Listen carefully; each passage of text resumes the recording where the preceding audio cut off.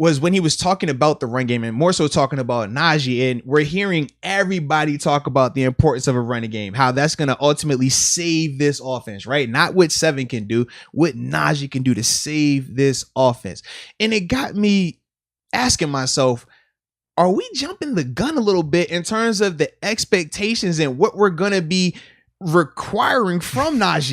Just think about that. Like I heard a person tell me he needs to get 30. Oh, no, who said that? That wasn't me. No, Cam said that. In fact, read the rest of it. Cam says Najee needs 30, 40 touches a game. I'm like, bro, what? Like, yeah, I don't have that quote pulled up. But you saw that same quote. You're aware of that quote. Are you aware of that quote? Because he was talking very highly of Harris. Yes, and very for highly. me, I'm just like, I understand we want. He said 30 to 40 times, I think. Yes, and I'm like, I understand we want to minimize bit. I'm with you on that. But to ask Najee for 30, 40 touches, bro, Derrick Henry isn't getting 30, 40 touches a game. Like, that's a ton. So I'm asking myself, are we going to be asking too much for Najee early on? Like, is that potentially what we're running into, that trap? Well, maybe speaking in hyperbole a little bit there. You maybe he's just amped up about Harris. Now do you see, though, why I'm over here just like Will spinning here? Like, something, like, it can't be this. If this is that, like if 7 is 7, man, Najee ain't getting 30, 40 touches. That ain't working. And if he's getting 30, 40 touches, then something ain't happening right over here. I just don't feel like both of those things can be mutually exclusive. Cam doesn't run the offense, though. But Cam said Cam knows football. He does know football. And if you disagree with Cam, then you don't know football. You casual? I don't think him saying to have a guy that can run the ball 30, 40 times. Should I look up the quote? I think what he's saying, he has that ability. Okay. Like, we could run the offense through Harris if we need to, a la Le'Veon Bell versus the Titans back in, like, when was it? Like 2016. He got like 30 carries, over 200 yards. The Bills game where he had over 300 all-purpose yards. Like, I think that's what he's saying with Harris. He has that type of an ability. Yeah, just type in, man, in the chat. If they think that in 2021 we're putting a little bit, too many lofty expectations on Mr. Najee Harris. Sure. I mean, because 30, 40 touches per game, like that's. I think that's just people getting hype in the offseason. That's what I'm thinking. I'm hoping so. But I think he does have that ability. But my concern is this: we're gonna have, because we're all hype. You notice the train hasn't like leveled off just yet. We're still going up, up, up. I mean, it's gonna get to the point where we were talking rookie of the year aspirations last episode ago. And we know the quarterbacks and wide receivers that were in this draft: Trevor Lawrence, Justin Fields. I mean, Zach. We can go down the list of just how difficult that potentially could be. But as a whole, I'm just like, man, we're putting a ton on this kid right now, man. I just think it's hype. I think we should only be taking those things as compliments. Now, do you think people are taking them like that, or are they taking it as gospel? Because I feel like people take those as gospel, man. When they hear it from Cam knows football. When you hear from Jerome Bettis, Jerome knows football.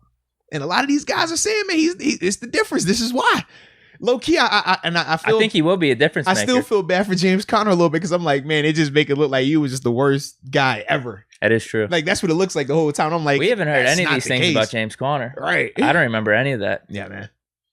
Because when we didn't even hear that about Le'Veon. Like, I was gonna say, when we were missing Bell, was there some type of full court press in the media, bro, like talking up James Conner? I can't remember that. I had this conversation on another radio show I was doing, and we were asking, who's the last Steelers rookie who came in with this level of expectations? We flirted with Devin Bush, but we said Devin was more so just the Shazier replacement, not the savior of the defense. Big difference. So we were just thinking, I said, Artie Burns, no, because we already knew, like, we wanted, William Jackson, we wanted him, but he got taken. So it was kind of like, all right, Artie, we know you're more of a project piece, but cool. Jarvis, he wasn't looked at like that because you still had Woodley and Debo. Shazier wasn't looked like that because you still had Timmons here. No, yeah, a lot of those guys. Who was the last guy that we had this type? Like, these are crazy expectations we're putting on this dude. Yeah, man. TJ got eased in. Yeah. Bud Dupree. All of them. Even Ben sat. Like, he was going to sit behind Maddox until Maddox got hurt. So I'm just thinking to myself, Pouncey like, started right away, Troy, but we weren't talking like that. Troy, with expectations like that for Troy? No. I don't feel like they were. No, his second season's when he really popped off. Right. But in terms of we drafting a guy, and the way we talk about Najee is he is the key, the missing link, the answer to every issue that we've had on offense. Ben needs to throw it downfield better. You know how that's going to happen? The running game. Man, we got to get better protection. You know how that's going to happen? Najee. Hey, man, we got to run the ball, but you know what's going to happen? Najee. Well, hey, man, we got mismatched offensive linemen, man. We think this could work. We're projecting on these guys, but it doesn't matter. You know why? Najee. Like, that's all I'm saying. Like, that's a lot we putting on this guy, man. Are the expectations too high if you feel like it's just true, though?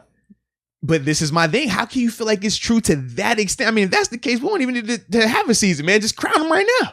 Well, if you actually think the offensive line is going to be a little bit better, and you think that Harris is that much better than Connor or all the running backs we had last season, then yeah, I think it's cool to be excited. I think you got to also understand he is a rookie. Yeah.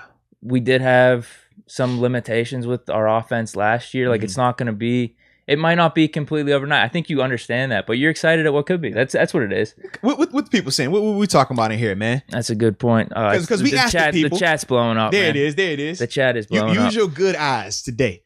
I'm going to just stare off into the sunset. You know, like I'm on a romantic Call me K. Or something. Najee is the savior.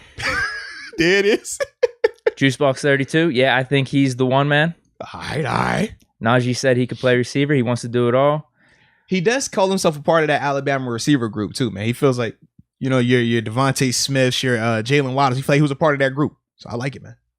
Jared Matthews is bringing up Claypool. I think he says we had high hopes for him. I don't think like this. Nah. We didn't know if Claypool was going to be starting or like getting that type. And when we talked about Claypool, we were just talking about more of like the physical and the blocking element and that stuff. We weren't thinking of him coming in and just being the savior for the offense, productivity and all this stuff. Like, I felt like we started to grow with him as he started to produce. The expectations grew even more with him, but we weren't talking about him the same way, man.